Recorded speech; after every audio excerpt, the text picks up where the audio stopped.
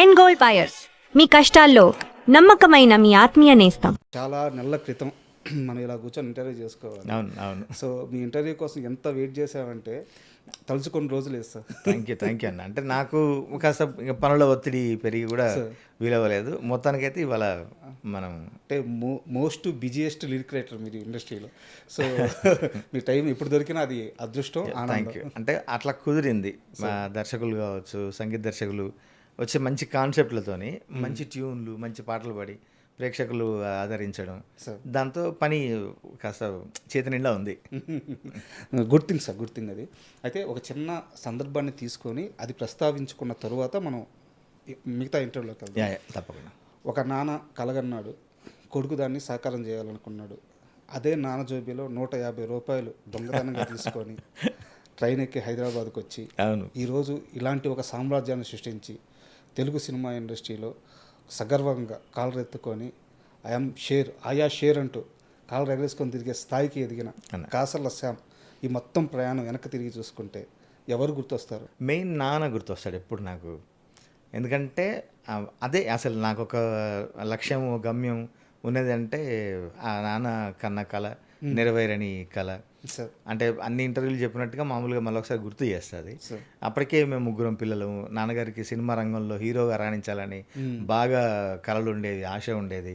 అందుకోసం అని government employee నాన్న ఒక 5 సంవత్సరాలు లాంగ్ లీవ్ పెట్టి సగం జీతానికి అక్కడ ఉంటూ, మేము ఇక్కడ పిల్లలు, మా అమ్మ మేమంతా ఇక్కడ ఉంటూ, నాన్న అక్కడ ఉంటూ తన కళల వేటలో సాగాడు.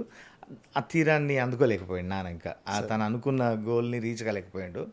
మా భవిష్యత్తు ఆలోచించి ఫ్యామిలీ ఎక్కడ పాడైపోద్దు అని చెప్పి తన కళను చంపుకొని బ్యాక్ వచ్చాడు.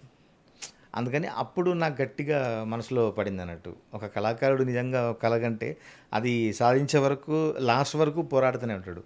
అట్లాంటిది మధ్యలో ఆపేసుకొని రావాలంటే ఆ కళాకారుడు ఎంత వేదన అనుభవించి ఉండాలి, ఎంత గుండె కోత అనుభవించి ఉండాలి. అది నాకు గట్టిగా తట్టింది చిన్నప్పుడే. నేను అనుకొని ఇంకా అది ఈ సినిమా రంగంలో ఎక్కడైతే నాన్న నిలదొక్కోలేదో అక్కడ నిలదొక్కోవాలి, పేరు తెచ్చుకోవాలి అనే అదే ఒకే ఒక్క సింగిల్ పాయింట్ ఎజెండాగా వచ్చాను నేను.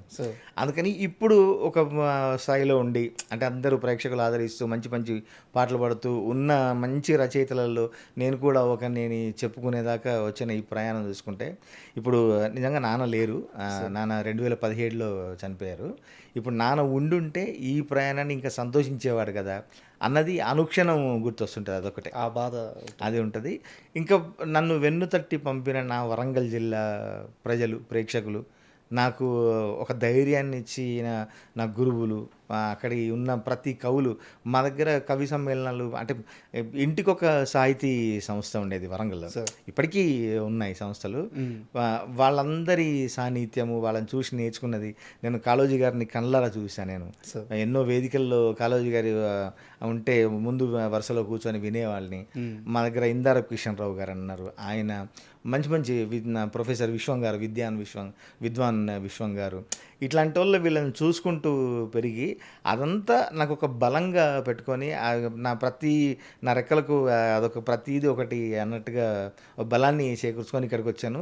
వాళ్ళందరినీ తలుచుకుంటా ఈరోజు నిజంగా. సార్, నాన్నగారు ఉన్నప్పుడు అంటే అప్పటిదాకా జరిగిన ప్రయాణం వరకు ఏ పాట విని ఆయన ఆనందపడ్డారు, బాగా రాసేవరా, నచ్చిందిరా అని చెప్పిన పాట ఏంటి? నాన్నగారు ఉన్నంత వరకు అప్పటికి నేను సాధించిన గొప్ప ఫీట్ ఏంటంటే రామ్ గోపాల్ వర్మ గారు మళ్ళీ కంబ్యాక్ ఇచ్చిన సినిమా రౌడీ ఉంది.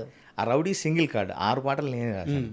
అది నాన్నగారికి బాగా హ్యాపీ అనిపించిన విషయము. రాజా ది గ్రేట్ వరకు కూడా ఉన్నారు. రాజా ది గ్రేట్ టైటిల్ సాంగ్ రాస్తా ఉన్నా, పల్లవి అయిపోయింది, చరణాలు రాయాలి. అప్పుడు నాన్నగారు సిక్ అయ్యారు. నేను ఆ వేదిక మీద కూడా చెప్పిన అనిల్ రావిపూడి గారు నాకు మంచి ధైర్యం ఇచ్చి, లేదు ఆ పాట నీదే, ఇంకా పల్లవి అయిపోయింది కదా, చరణాలు వచ్చాక కూడా రాసుకోవచ్చు, మీ నాన్నగారిని చూసుకొని వచ్చాయని పంపారు.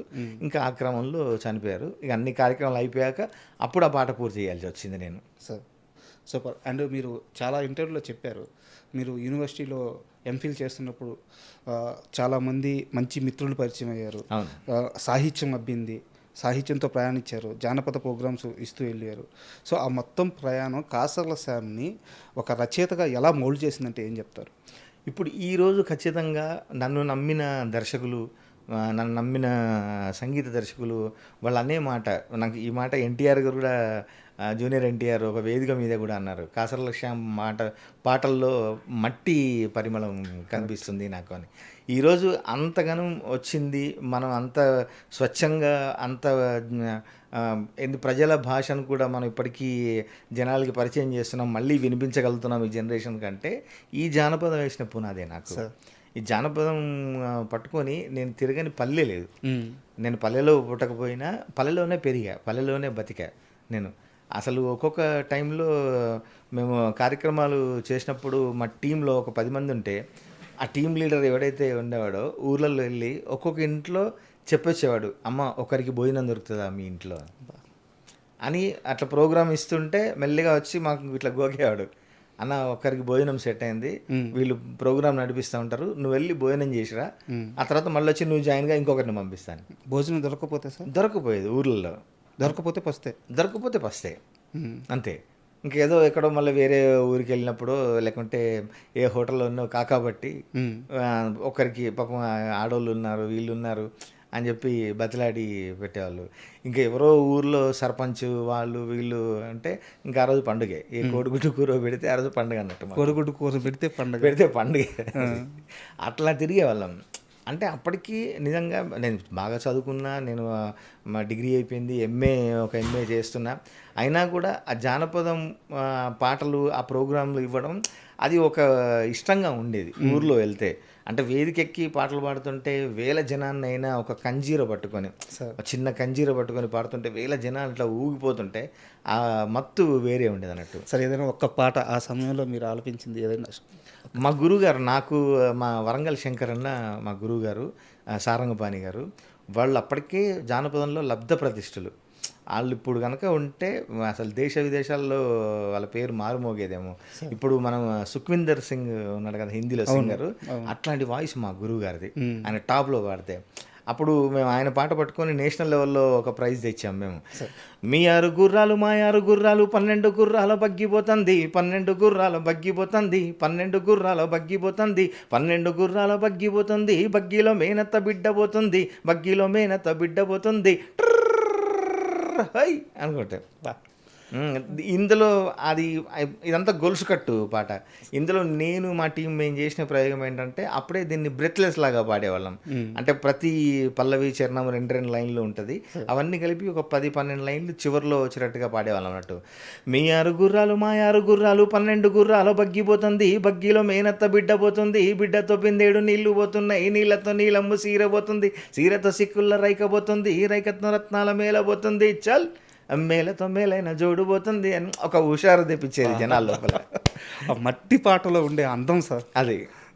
నిజంగా ఈరోజు నేను ఒక చిన్న చమత్కారం నవ్వొచ్చేది, ఒక కవితాత్మకమైన చమత్కారమైన, అంటే ఒకవేళ ముందుకు మనం మాట్లాడుకున్నా కూడా అంటే క్రమంలో కాకుండా అడ్వాన్స్ కేజీఎఫ్లో కదా ఎక్కడి నుంచో ముందుకు వచ్చామన్నట్టుగా. ఇప్పుడు రామ్లో కనుక నేను తమ్మల పాకే వేస్తుంటే కమ్మగా వాసన వస్తావే, ఎర్రగా పండిన బుగ్గలు 2 యాదికొస్తాయే. అంటే ఇట్లాంటి ఒక చమత్కారం చెప్పాలి అదంతా కూడా ఆ జానపదం నుంచే అలవడింది నాకు. యాక్షన్ ఇక్కడ, రియాక్షన్ అక్కడ నుంచి. సో కాసర్ల శ్యామ్ని ప్రత్యేకంగా నిలిపింది ఈ సెన్సిబిలిటీ సార్. ఎగ్జాక్ట్లీ.